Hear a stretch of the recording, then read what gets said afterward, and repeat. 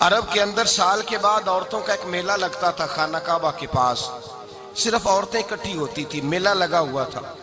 ایک تورات جاننے والا یہودی عالم بھی آیا ہوا تھا، وہ بیویوں کے مجمع پہ نظر ڈال کے کہنے لگا، بیویوں مرد کا کام تو کوئی نہیں عورتوں کے مجمع میں بات کرنا، لیکن میں تمہیں ایک پیغام دینے لگا ہوں، اللہ کے آخری رسول جو مکے میں پیدا ہونے والے ہیں ان کے آنے کا وقت قریب آ گیا ہے۔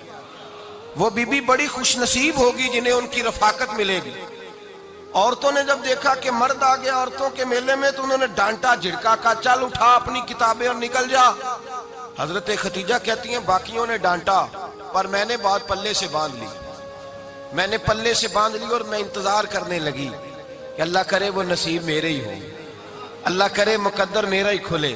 آپ فرماتی میں تسبیح پڑھتی، درود پڑھتی، میں اس زمانے میں جو اللہ کا ذکر جس طرح ہوتا تھا وہ میں شروع کرتی، اور جب فارغ ہوتی تو میں التجا کرتی کہ اللہ میرے نصیبے کھول دے۔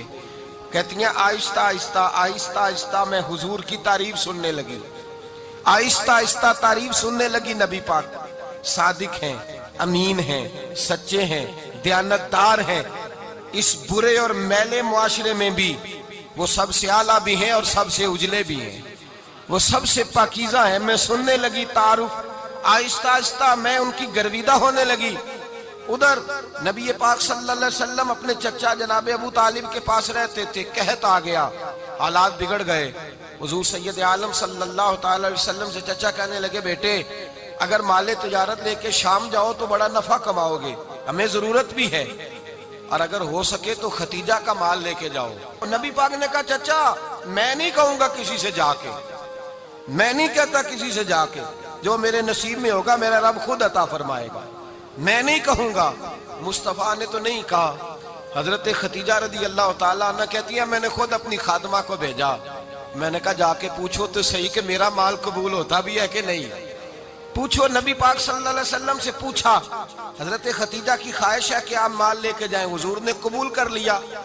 جناب خدیجہ الکبریٰ رضی اللہ تعالیٰ عنہ کے غلام تھے، میسرہ ان کا نام تھا، جناب خدیجہ نے ان کو ساتھ بھیجا۔ فرمایا تین باتیں ارشاد فرمائی، ایک تو فرمایا سارا رستہ غور سے دیکھنا میرے نبی کے ساتھ کیا معاملات درپیش ہوتے ہیں، ابھی اعلان نبوت نہیں کیا، فرمایا ذرا غور کرنا، میرے مصطفیٰ کا مطالعہ کرنا اور مجھے واپس آ کے سبق سنانا، وہ جو تم نے چہرہ بددعا کی تلاوت کی ہو ذرا مجھے واپس آ کے سنانا، جنہاں نے دل پر جانی ڈٹھا ہو اکھیاں ہی تک لیاں، تو ملے ہوں تے ساجن ملیا ہوں ناساں لگ پئیاں، ذرا جا کے نا تلاوت کرنا اور مجھے دکھ۔ اور دوسرا فرمایا تم میرے غلام ہو تو مصطفیٰ کے بھی غلام بن کے رہنا، میں سنتی ہوں کہ کردار کے، افکار کے، نظریات کے، عظمت کے بلند و بالا، وہ جیسے کہیں ویسے کرنا۔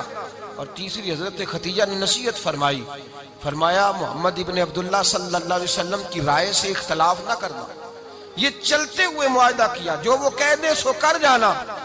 غلام کہتے ہیں میں ساتھ گیا، باتیں میں نے سن لی، لیکن جب سفر شروع ہوا نا ابھی چند منزلیں طے ہوئی تھی، میں نے کہا خدیجہ آپ نے کیا نصیحت کرنی تھی، ان کے ساتھ جو رہے گا وہ ان کا غلام ہی بن جائے گا، ان کے ساتھ جو رہے گا تو اجے میرا محبوب نہیں ڈٹھا جن ویکھ کے چن شرماوے، جے رکھے ہاتھ پھلاں وچ ہاتھ نال پھلاں رل جاوے، تے ادھی راتی چن چڑھ جاندے جدوں جلوہ فرماوے۔ فرمایا جو بھی ساتھ رہتا غلام ہو جاتا۔ میسرہ کہتے میں گیا، تجارت شروع ہوئی، کہتے ہیں نبی پاک صلی اللہ علیہ وسلم جب منڈی میں پہنچے تو لوگ قسمیں اٹھا اٹھا کے مال بیچ رہے تھے۔ اللہ کے محبوب جب گئے نا تجارت کرنے تو ایک آدمی کہنے لگا چلو معاذ اللہ بتوں کے نام تھے لات و منات، کہنے لگا لات کی، عزا کی، منات کی قسم اٹھاؤ، تو نبی پاک فرمانے لگے ان کی قسم اٹھاؤں جن کا میں نام لینا بھی پسند نہیں کرتا، ابھی اعلان نبوت نہیں کیا۔ اور فرمایا ویسے بھی میں قسم دے کے مال نہیں بیچتا، خریدنا ہے تو خریدو، نہیں خریدنا تو نہ خریدو۔ کہتے ہیں لوگ قسمیں اٹھا اٹھا کے پیچھے جاتے تھے، پر میرے نبی جس سے رخ پھیرتے تھے وہ نبی پاک کے پیچھے ہو جاتا تھا۔ ماتے کئی گنا زیادہ نفع کمایا۔ ہم رستے میں تھے، حضور ایک درخت کے نیچے آرام کرنے لگے، ایک عیسائی راہب غار میں بیٹھا تھا، نکل کے آ گیا، مجھ سے کہنے لگا مجھے وہ جانتا تھا، میں سرا یہ کس کو ساتھ لائے، یہ کون ہے؟ میں نے کہا اہل قریش کے ایک معزز آدمی ہے۔ کہنے لگے یار جس درخت کے نیچے یہ لیٹے ہوئے ہیں یہاں عام آدمی نہیں لیٹ سکتا، یہاں وہی لیٹے گا جو اللہ کا سچا رسول ہوگا۔ یہاں دوسرا کو لیٹ ہی نہیں سکا. یہ رسول ہے، ان کا خیال رکھنا. کاش میں اس وقت تک زندہ رہوں جب یہ نبوت کا اعلان کریں. میسرہ کہتے ہیں میں غلام ہو گیا. نبی پاک صلی اللہ علیہ وسلم کی ادائیں مجھے بھانے لگیں. جب واپسی پہ نکلے تو گرمی بڑی شدید تھی. فرماتے ہیں جب دھوپ تیز ہوتی تو بادل کا سایہ آ کے حضور پہ سایہ کر دیتا. بادل کا ٹکڑا نبی پاک پہ. اللہ جانے کہاں بیٹھ کے لوگوں نے کتابیں پڑھی ہیں جو کہتے ہیں 40 سال کے بعد نبی بنے تھے. پتہ نہیں کہاں بیٹھ کے کتابیں پڑھی ہیں. ہم نے تو جو سیرت پڑھی ہے وہ بتاتی ہے کہ تیری حیات پاک کا ہر لمحہ پیغمبر لگے، ہر لمحہ پیغمبر لگے. یہاں تو وہ لوگ جو کئی سال پہلے 20 اور 25 سال پہلے حضور سید عالم صلی اللہ علیہ وسلم کی رفاقت میں رہے، وہ اعلان کر لوگ پتہ نہیں کہاں بیٹھ کے کتابیں پڑھتے ہیں، کہاں بیٹھ کے. میرے نبی پاک سے صحابہ نے پوچھا حضور آپ کب نبی تھے؟ فرمایا ابھی آدم کی مٹی گوندی جا رہی تھی، ابھی آدم کی مٹی گوندی جا رہی تھی، میں تب بھی اللہ کا رسول تھا. میرے بھائی نبی رحمت سید عالم صلی اللہ علیہ وسلم کے غلام حضرت خدیجہ کے غلام کہتے ہیں واپس آیا. اور پہلے بھی کئی دفعہ حضرت خدیجہ کا مال گیا تھا، بڑے نفع آئے تھے، پر جو نفع اس سال آیا وہ پہلے کبھی نہیں آیا تھا. کہتے ہیں مجھ سے حضرت خدیجہ کی سہیلی بھی بیٹھی تھی، میں بھی آ گیا. اور جناب خدیجہ کی سہیلی کہنے لگی چل مال کے بارے میں کچھ بتا، کتنا بکا؟ میں نے کہا مال چھوڑو، مصطفیٰ کی سنو. اور پھر کہتی چلو ٹھیک ہے، بادل سایہ کرتا تھا، چلو ٹھیک ہے. تم سے راہب نے پوچھا تھا یہ صحیح ہے، انہوں نے تیری سارے رستے بڑی خدمت کی، تیرا بڑا خیال رکھا، پر یہ بھی بتا تجارت کیسے ہوئی؟ تو میں سرا کہنے لگا زندگی میں نے بھی ساری گزار دی ہے، پر اس رسول کے ساتھ 4 دن ہی گزارے ہیں. حد ہو گئی مجھ سے، اور کچھ نہ پوچھو، اور کچھ نہ پوچھو. آ میرے دل آمنہ کے لال کی باتیں کریں، اور کچھ نہ پوچھو، بس ذکر ان کا چھیڑیے ہر بات پر، اور چھیڑنا شیطان کا عادت کیجئے. بس مجھے حضور کے تذکرے بیان کرنے ہیں، ذکر مصطفیٰ کرنا ہے. حضرت خدیجہ الکبریٰ بڑی متاثر ہوئی. کہتی ہیں مجھے درجنوں لوگوں نے پیغام نکاح دیا تھا، پر میں نے سنی نہیں تھی. میں نے نفیسہ کے ہاتھ پیغام بھیجا.